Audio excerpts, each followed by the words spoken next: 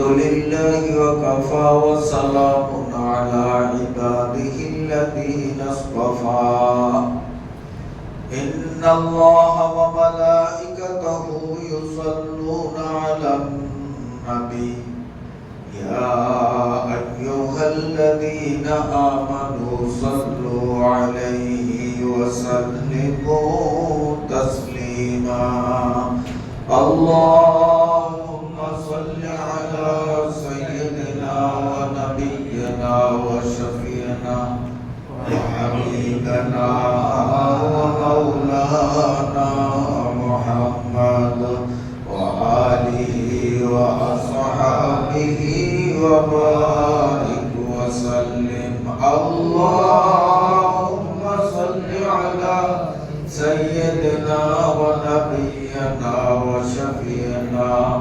وحبيبنا ومولانا محمد وآله وأصحابه وبارك وسلم اللهم صل على سيدنا ونبينا وشفيعنا وحبيبنا ومولانا محمد وآله وأصحابه وبارك وسلم بلغ العلا بكماله كشف الدجى بجماله حسنت جميع خصاله صلوا عليه وآله قال الله تبارك وتعالى في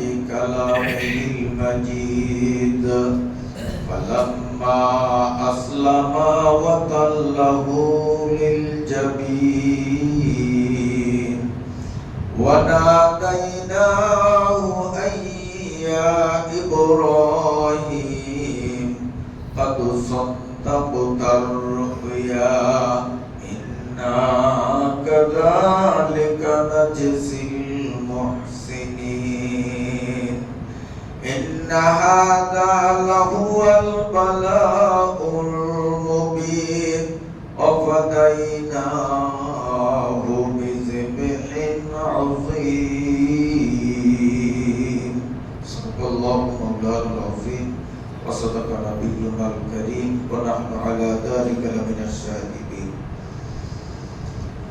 প্রথমেই সেই মহান আল্লাহ রাব্বুল আলামিনের দরবারে শুকরিয়া আদায় করা আমাদের জন্য একান্ত বাঞ্ছনীয় বিষয়, যার মেহেরবানির ফলশ্রুতিতে আমরা সুস্থ বদনে আল্লাহ পাকের মহান হুকুম সালাতুল জুমা সমাপনের উদ্দেশ্যে আল্লাহর ঘরে আসতে সক্ষম হলাম। আলহামদুলিল্লাহ। আলহামদুলিল্লাহ। পবিত্র কোরআনুল কারীমের সূরা সাফফাত থেকে সামান্য কিছু অংশ তিলাওয়াত করলাম। তিলাওয়াতকৃত আয়াতের মধ্যে আসন্ন কুরবানির ইতিহাসের প্রতি আল্লাহ রাব্বুল আলামিন ইঙ্গিত করেছেন। এই কুরবানি মুসলমানদের জন্য আল্লাহ পাকের নৈকট্য অর্জন এবং পর্যাপ্ত পরিমাণে নেকি অর্জনের একটা মাধ্যম। এই কুরবানির প্রথা সর্বপ্রথম পৃথিবীতে প্রবর্তিত হয় হযরতে ইব্রাহিম এবং তার স্নেহাস্পদ পুত্র হযরতে ইসমাঈল আলাইহিস সালাম এই দুজনের মাধ্যমে। যদিও কুরবানির সূচনা হযরত আদম আলাইহিস সালাম থেকে সর্বকালে সর্বযুগে সকল নবীদের আমলেই ছিল, কিন্তু নিয়ম ভিন্ন রকম ছিল। এভাবে প্রাণী জবাইয়ের মাধ্যমে কুরবানি সম্পাদন করার প্রবর্তন হযরতে ইব্রাহিম আলাইহিস সালাম করেছেন।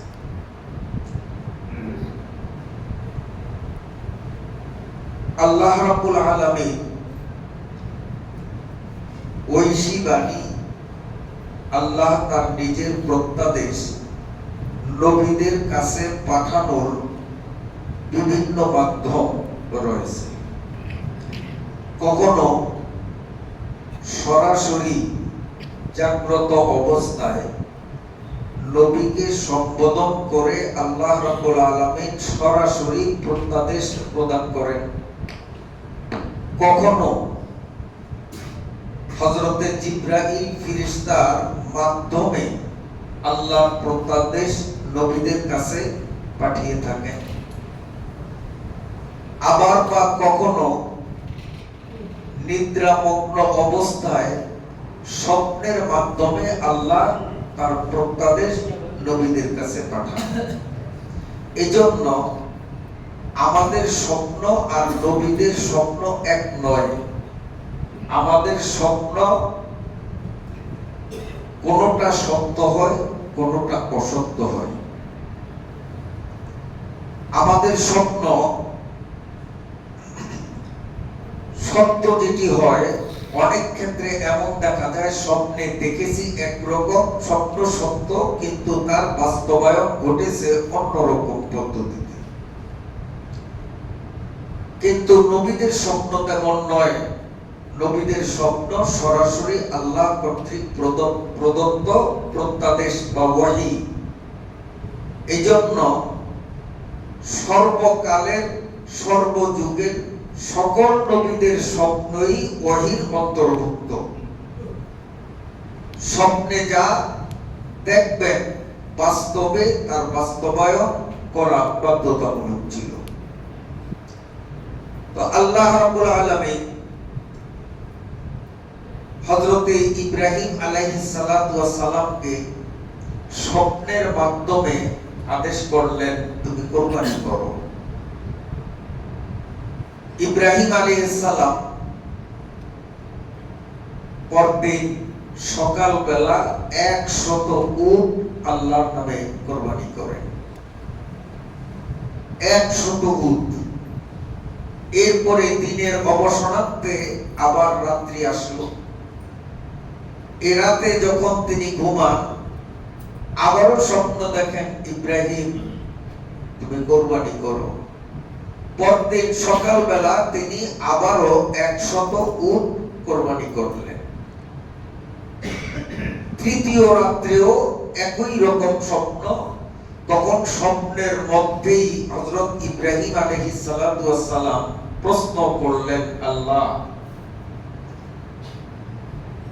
আমি আবার সাধ্য মতে কুরবানি করেছি, এরপরেও আপনি আমার কুরবানিতে সন্তুষ্ট নন, আবার কুরবানি চান, তো আমি কোন ধরনের কুরবানি করব, কোন নিয়মে কিভাবে কুরবানি করলে আপনার সন্তুষ্টি লাভ করা যাবে, আপনি আমাকে একটু সরাসরি বলুন। আল্লাহ রাব্বুল আলামিন জানিয়ে দিলেন,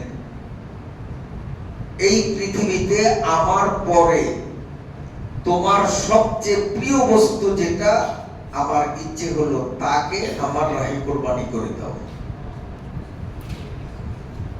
ইব্রাহিম আলাইহিস সালামের বুঝতে আর বাকি রইল না যে আল্লাহর পরেই এই পৃথিবীতে আমার মনের কাছে সবচেয়ে প্রিয় ভাজন, সবচেয়ে আদরের জিনিস আমার বুড়ো বয়সের সন্তান ইসমাঈল। আল্লাহ ইসমাঈলের কুরবানি চান। হযরত ইব্রাহিম আলাইহিস সালাতু ওয়াস সালাম এই স্বপ্ন দেখে তিনি 100% শিওর আমি কুরবানি করব। সন্তানের প্রতি আমার স্নেহ, মমতা, ভালোবাসা, আদর যতই প্রবল থাকুক না কেন, আমি আল্লাহর হুকুমকে প্রাধান্য দিয়ে সবকিছুকে উপেক্ষা করে আমি নিজ হাতে আমার সন্তানকে জবাই করে দেখাবো যে আল্লাহ, আমার কাছে তোমার চেয়ে আদরের, তোমার চেয়ে বড়, তোমার চেয়ে মহান আমার কাছে আর দ্বিতীয় কেউ নেই। আমি এটি আল্লাহকে দেখিয়ে দেব। তিনি সিদ্ধান্ত নেবেন। এরপর তিনি তার স্ত্রী ইসমাইলের আম্মা জান হযরতে হাজেরা আলাইহিস সালাম ওনাকে বললেন, সন্তানকে সাজিয়ে গুজিয়ে দাও। মা সন্তানকে গোসল করিয়ে সুন্দর বস্ত্র পরিধান করিয়ে বাবার সাথে দিয়ে দিলেন। কিছুদূর যেতে না যেতেই পাপিষ্ঠ ইবলিস হাজেরার কাছে এসে অত্যন্ত দরদ মাখা ভাষায় হাজেরাকে বুঝান, তুমি কি জানো তোমার ছেলেকে কোথায় নেওয়া হচ্ছে? কি ব্যাপার, কি হলো? তুমি তো জানো না, তাকে জবাই করার জন্য নেওয়া হচ্ছে। মা বললেন, তুমি কি বলছো? কোন পিতা তার পুত্রকে জবাই করবে, এটি কি কল্পনা করা যায়? এই অলিক কথা, অবাস্তব কথা তুমি কোথায় পেলে?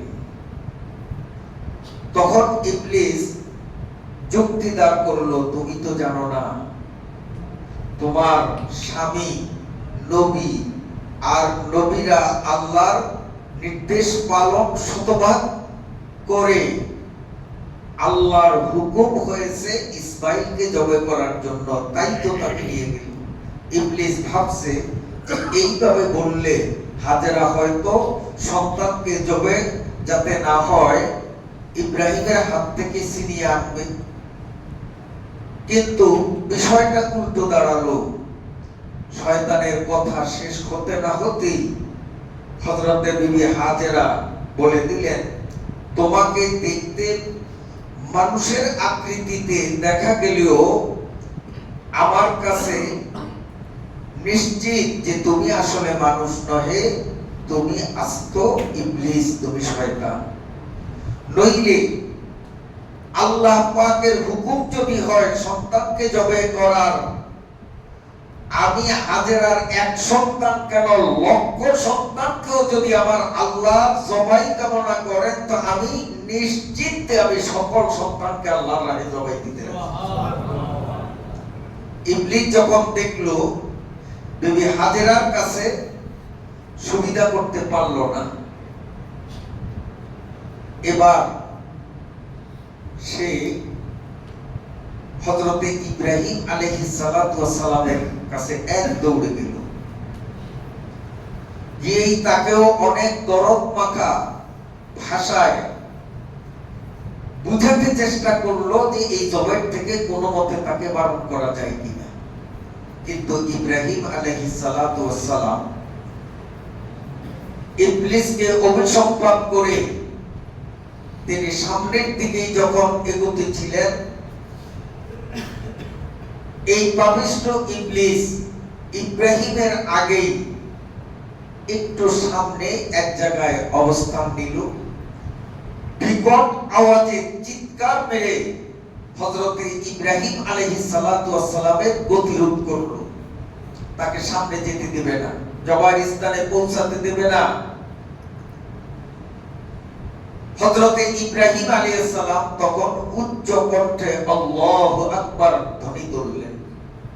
আর আল্লাহু আকবারের আঘাতে পাপিষ্ঠ ইবলিস ওখান থেকে সরে গেল, সে আর থাকতে পারেনি। হাদিস শরীফের মধ্যে আছে, যখন ৫ ওয়াক্ত নামাজের আযান শুরু হয়, আযানের প্রথম বাক্য আল্লাহু আকবার, আল্লাহ মহান, এই ধ্বনিটি যখন উচ্চারিত হয়, পাপিষ্ঠ শয়তান তখন এভাবে পালাতে থাকে যে তার পিছনের রাস্তা দিয়ে হাওয়া শুনতে থাকে। অর্থাৎ এই আল্লাহু আকবারের ওয়েট সহ্য করার ক্ষমতা ইবলিসের নেই। তো হযরতে ইব্রাহিম আলাইহিস সালাতু ওয়াস সালামের আল্লাহু আকবারের ধ্বনির চাপ সইতে না পেরে ওখান থেকে সে পালিয়ে গেল। ইব্রাহিম আলাইহিস সালাম শয়তানকে লানত আর অভিসম্পাত করে তিনি আরো সামনে আগালেন। কিন্তু ইবলিসও হাল ছাড়লো না, সে আরেক জায়গায় এভাবে ইব্রাহিম আলাইহিস সালামের প্রতিরোধ করল। সেখানেও ইব্রাহিম আলাইহিস সালাতু ওয়াস সালাম শয়তানের থেকে বাঁচার জন্য তিনি আবার আল্লাহু আকবার আওয়াজ তুললেন, ওখান থেকে ইবলিস পালিয়ে গেল। সামনে আবার গিয়ে একই অবস্থা, আবার প্রতিরোধ করল। হযরত ইব্রাহিম আলাইহিস সালাম তখন 7টা কঙ্কর নিয়ে আল্লাহু আকবার আওয়াজ তুলে যখন ইবলিসের দিকে ছুড়লেন, ইবলিস তখন সেখান থেকে পালিয়ে গেল, আর থাকতে পারলো না। সেই 3টা স্থান কিয়ামত পর্যন্ত চিহ্নিত, যেখানে হাজী সাহেবরা এই 3 জায়গায় গিয়ে সেখানে পাথর নিক্ষেপ করেন, সেই স্মৃতিকে স্মরণ করার জন্য যে এখানেই তো হযরত ইব্রাহিম আলাইহিস সালাতু ওয়াস সালামের সাথে আর শয়তানের সাথে মোকাবেলা হয়েছিল। ইব্রাহিম আলাইহিস সালাতু ওয়াস সালাম শয়তানকে ঠকিয়েছেন, তিনি বিজিত হয়েছেন। ঠিক আমরাও এর মাধ্যমে শিক্ষা নেব যে আমার অন্তরে যখন শয়তান ওয়াসওয়াসা দেয়, আমরা তখন শয়তানের সাথে লড়াই করে আমাকেই বিজয় করতে হবে, শয়তানকে আমরা পরাস্ত করতে হবে। হযরত ইব্রাহিম আলাইহিস সালাতু ওয়াস সালাম ওখান থেকে চলতে চলতে যখন মিনাতে গিয়ে পৌঁছলেন, মিনা একটি জায়গার নাম, এই মিনায় গিয়ে যখন পৌঁছলেন, সেখানে তিনি হযরত ইসমাঈল আলাইহিস সালাতু ওয়াস সালামের সাথে পরামর্শ করলেন বিষয়টা নিয়ে। আসলে তো পরামর্শের কোনো প্রয়োজন ছিল না, কারণ আল্লাহর হুকুম। এখানে আবার কিসের পরামর্শ? আল্লাহ যা হুকুম করেছেন তাই তিনি করবেন। এরপরেও তিনি ছেলের সাথে পরামর্শ করলেন, ইসমাঈলকে বললেন, তোমাকে কেন আনা হলো তুমি কি জানো? আল্লাহ পাকের হুকুম তোমাকে জবাই করার, তাই তোমাকে এনেছি। আল্লাহ স্বপ্নের মাধ্যমে আমাকে প্রত্যাদেশ দিয়েছেন তোমাকে জবাই করতে। জবাবে হযরতে ইসমাঈল আলাইহিস সালাতু ওয়াস সালাম বাবার চেহারার দিকে তাকিয়ে বললেন, আব্বু, আমার জান কুরবান হবে, এতে যদি মাওলা সন্তুষ্ট হন আমার কোনো আপত্তি থাকবে না। আমি আল্লাহর সন্তুষ্টির জন্য আমার নিজের জীবন আমি আল্লাহর রাহে বিলিয়ে দিতে 100% রাজি আছি। সুবহানাল্লাহ। রাজি হয়ে গেলেন। আল্লাহর হুকুমকে শিরোধার্য মনে করে, আল্লাহর হুকুমকে বড় মনে করে হযরত ইসমাঈল আলাইহিস সালাম 8 বছর বয়স তার, এই 8 বয়সের শিশু আল্লাহর জন্য নিজের জীবন উৎসর্গ করতে কুণ্ঠিত হলেন না।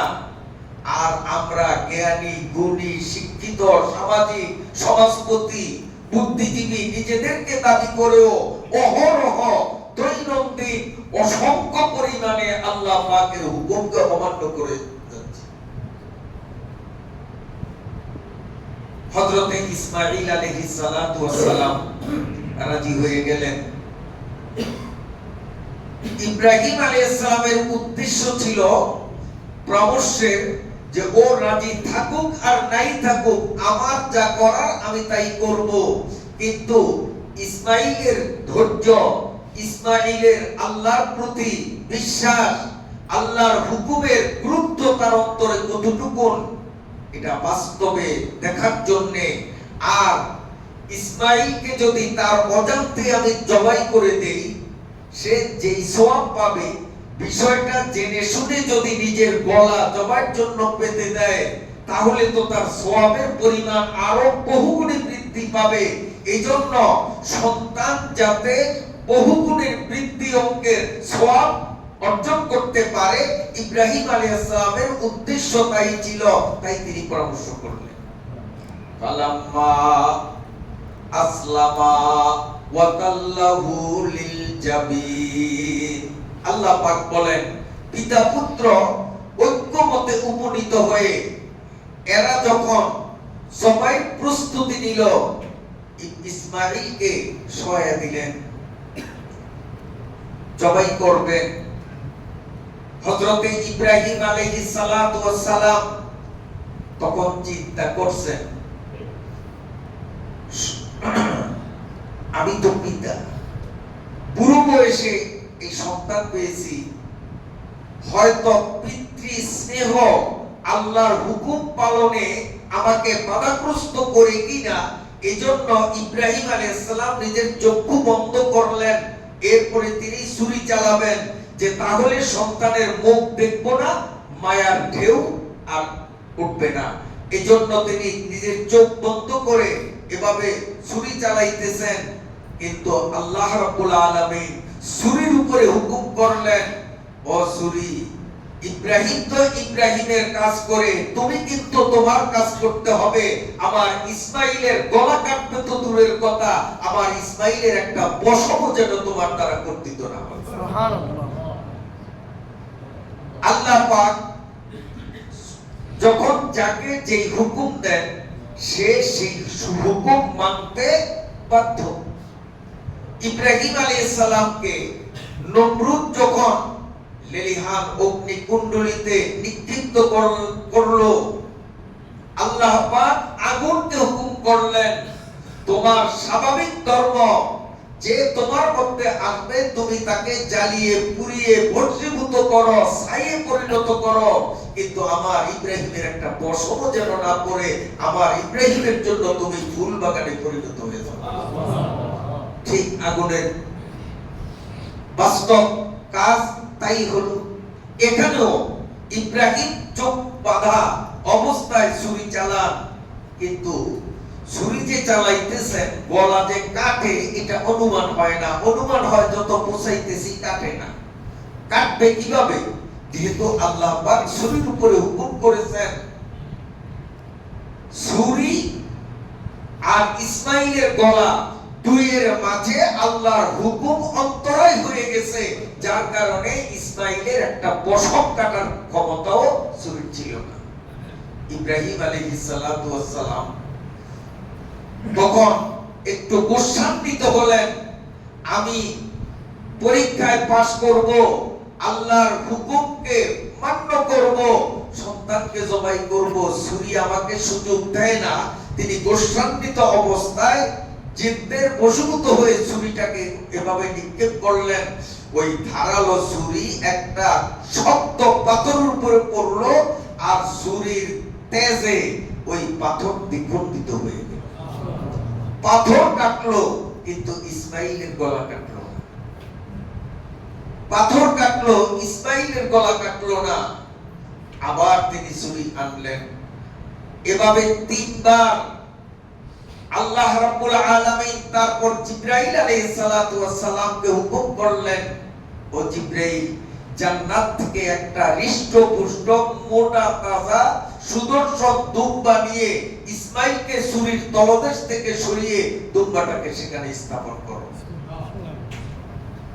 ইব্রাহিমের তো চোখ বন্ধ, তিনি ছুরি চালাইতেছেন, আর ছুরি যে ভিতরে ঢুকতেছে, কাটতেছে, রক্ত বেরোতেছে, তিনি অনুমান করতেছেন আর মনে মনে আত্মতৃপ্তি লাভ করতেছেন যে পুত্রের গলা কেটে আমি আবার আল্লাহর হুকুম পালন করতে পারলাম, এজন্য আমি আমাকে ধন্য মনে করি। তিনি মনে অত্যন্ত তৃপ্তি লাভ করতেছেন আর ছুরি চালাইতেছেন।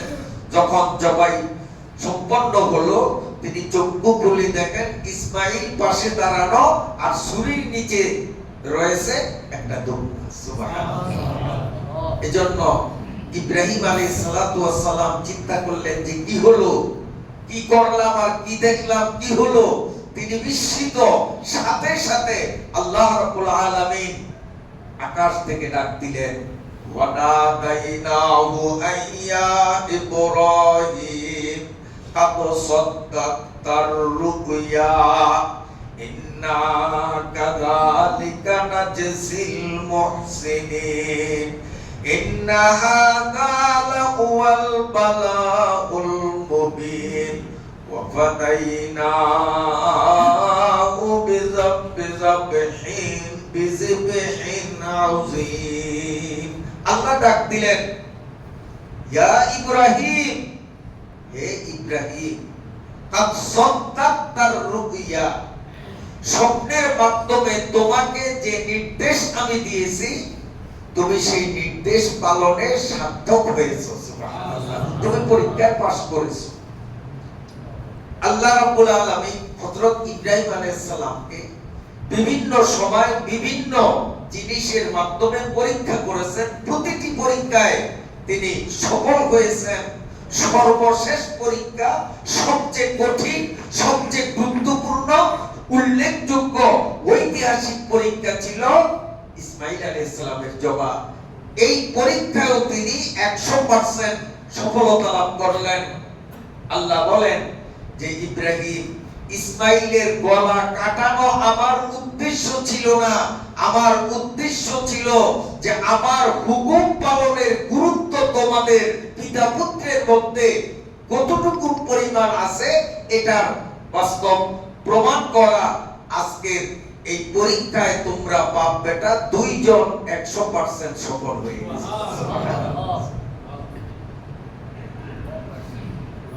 সেখান থেকেই আল্লাহ রাব্বুল আলামিন আখিরি নবীর উম্মতের উপর, উম্মতের ধনাঢ্য ব্যক্তি যারা, নির্ধারিত পরিমাণের সম্পদের অধিকারী যারা, তাদের উপরে বছরে একবার 10, 11, 12 জিলহজের চাঁদের 10, 11, 12 এই নির্দিষ্ট 3 দিনের মধ্যেই পশু কোরবানি করার বিধানটা আল্লাহ দিলেন। ইব্রাহিম আলাইহিস সালামের সেই ইতিহাস, সেই স্মৃতিকে স্মরণ করা আর আল্লাহর হুকুমের গুরুত্ব অন্তরে বৃদ্ধি করার জন্যই আল্লাহ এই হুকুমটা আমাদের উপর চাপিয়ে দিয়েছে। হাদিস শরীফের মধ্যে বর্ণিত আছে, হযরতে যায়েদ ইবনে আরকাম রাদিয়াল্লাহু তাআলা আনহু বর্ণনা করেন, সাহাবা ইকরাম নবী আলাইহিস সালামকে প্রশ্ন করেছেন, মা হাযিহিল আদাহি ইয়া রাসূলুল্লাহ, ওগো আল্লাহর নবী, যে কুরবানির জন্য আমাদেরকে উদ্বুদ্ধ করছেন, উৎসাহিত করছেন, এই কুরবানিটা কি, এর তাৎপর্য একটু খুলে বলুন। জবাবে প্রিয় নবী সাল্লাল্লাহু আলাইহি সাল্লাম বলেন, ইয়া সুন্নাতু আবিকুম ইব্রাহিম। নবীজি বলেন, মুসলিম জাতির পিতা ইব্রাহিম নবীর একটা স্মৃতির স্মরণের জন্যই আল্লাহ এই হুকুম দিয়েছেন। সাহাবা ইকরাম আবার জানতে চাইলেন, ওমা লানা ফিহা ইয়া রাসূলুল্লাহ, ওগো নবী, ইব্রাহিম নবীর স্মৃতি স্মরণে আমরা এই পশু কোরবানি করব, এতে আমাদের ফলাফল কি হবে? ওমা লানা ফিহা ইয়া রাসূলুল্লাহ, কি লাভ আমাদের এই কোরবানিতে, একটু কি জানতে পারি? আল্লাহ পাকের নবী বললেন, বিকুল্লি শারাতিন হাসানা, যে পশু জবাই করা হবে তার গায়ের পশমের সংখ্যা বরাবর সওয়াব যিনি কুরবানি করলেন তাকে দেওয়া হবে। যে জন্তুকে কুরবানিতে ব্যবহার করা হবে এই জন্তুর গায়ে পশমের সংখ্যা যত, কুরবানি দাতার আমলনামার মধ্যে তত নেকি লেখা হবে। তবে গরু, ছাগল, মহিষ ইত্যাদি এই চতুষ্পদ জন্তুগুলোর মধ্যে তুলনামূলকভাবে ছোট আকৃতির জন্তু ভেড়া, ওর দৈহিক গঠন প্রায় ছাগল সদৃশ, আকারে ছোট কিন্তু বিশাল বড় মহিষের গায়ে পশম যত পরিমাণ, ছোট্ট একটা ভেড়ার গায়ে তার চেয়ে 1000 গুণ বেশি। কারণ ভেড়ার পশম একবারে মসৃণ, সরু, একদম চিকন।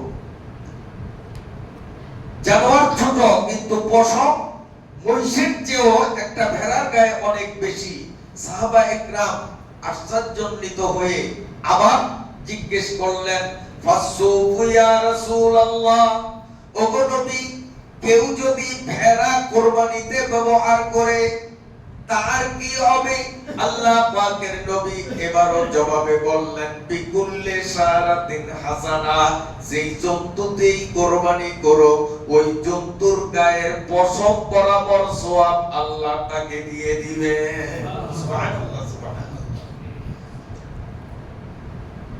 এই কুরবানি একমাত্র আল্লাহর সন্তুষ্টি অর্জনের জন্য করতে হবে। যদি এর মধ্যে অন্য কোনো উদ্দেশ্য যদি সংযোজন হয়, যেমন প্রতি বছর কোরবানি দেইবার না দিলে কেমন হয়, মানুষে কি বলবে, সমাজে মুখ দেখাবো কিভাবে, আত্মীয় স্বজন, ছেলে বিয়ে করালাম, ছেলের শ্বশুর আমার নতুন বিয়াই, তাদের কাছে আমার ইজ্জত থাকলো কোথায়, ইত্যাদি ইত্যাদি। এই ধরনের কোন কল্পনা যদি অন্তরের মধ্যে থাকে তাহলে তার কোরবানি বৃথা হবে না। এবং বড় আকৃতির পশুতে 1 থেকে 7 পর্যন্ত ব্যক্তি শরীক হতে পারে। একটা মহিষ বা একটা গরুতে 7 ব্যক্তি অংশীদার। এই 7 ব্যক্তির মধ্যে 6 জনের নিয়তে কোনো ভেজাল নাই, কেবল একজনের নিয়ত ভেজাল। এজন্য সবার কুরবানি বাতিল। এজন্য কুরবানিতে সবচেয়ে উত্তম শরীক না করে একাই কিভাবেই কুরবানি করা, তাহলে ভেজাল ঢোকার কোনো সুযোগ আর থাকলো না। আমি 2 লাখ টাকার গরু না কিনলে আমি 70-80 হাজার টাকা, কথার কথা, ছোট্ট বাছুর কিনি একাধিক। আমরা 7 জনে মিলে 2 লাখ টাকার গরু না কিনে আমি একাই 70-80 হাজার টাকার একটা কিনি, তাহলে আর ভেজালের সম্ভাবনা নাই। না পারি ছাগল দিয়া কোরবানি করি, ভেড়া দিয়া কোরবানি করি। শরীক না করাটাই ভালো, তবে শরীক করার অনুমতি ইসলাম আমাদেরকে দিয়েছে। এজন্য কোরবানির শরীক যাদেরকে বানাবো আগেই যাচাই করতে হবে তার মধ্যে দিনদারি কতটুকু, তার নিয়ত কেমন হতে পারে, যাচাই করে ভালো লোক নিয়োগ দিতে হবে। আল্লাহ তাআলা বলেন, ফাসাল্লি লিরাব্বিকা ওয়ানহার। এখানে সূরা ইন্না আতাইনাতে আমরা প্রতিনিয়ত পাঠ করি ফাসাল্লি লিরাব্বিক ওয়ানহার। ফাসাল্লি লিরাব্বিকে নামাজের কথা, ওয়ানহার কুরবানির কথা। নামাজ আগে, কুরবানি পরে। কুরবানির চেয়ে নামাজের গুরুত্ব কোটি কোটি গুণ বেশি। অথচ অনেক লোক নামাজ পড়ে না, 5 ওয়াক্ত পড়ে না, এমনকি জুমাও পড়ে না। মন চাইলে হয়তো বছরে ঈদের নামাজটা কোনো মতে পড়ে, তাদেরকে কোরবানিতে আনলাম। তো আল্লাহর সন্তুষ্টির জন্য যে সে কোরবানি করলো, কি করে বুঝলাম? যদি আল্লাহর সন্তুষ্টি তার অন্তরে বিদ্যমান থাকতো তাহলে তো তার কোরবানির আগে তার নামাজ ঠিক হওয়ার কথা ছিল। এজন্য বেনামাজি শরীক না দেওয়াই ভালো। সেখানে কোরবানি না হওয়ার, বরবাদ হওয়ার সম্ভাবনাই প্রবল। নামাজি ব্যক্তি, দিনদার ব্যক্তি, এই ধরনের শরীক বেছে নেওয়া ভালো। আল্লাহ তাআলা আমাদের সকলকে সহিভাবে কোরবানি করার তৌফিক দান করেন। কোরবানির আগে আমরা আরো একটি শুক্রবার পাবো ইনশাআল্লাহ। আরো একটি শুক্রবার, আগামী শুক্রবারে কোরবানি সংক্রান্ত গুরুত্বপূর্ণ মাসলা মাসাইল নিয়ে আমরা আলোচনা করব ইনশাআল্লাহ। আজকে সময়ের স্বল্পতার কারণে আমরা মাসালা বিষয়ক আলোচনায় না গিয়ে এখানেই অসমাপ্ত পর্যায়ে আজকের আলোচনার ইতি টানলাম। ওয়া আখিরু দাওয়ানা আনিল হামদুলিল্লাহি রাব্বিল আলামিন।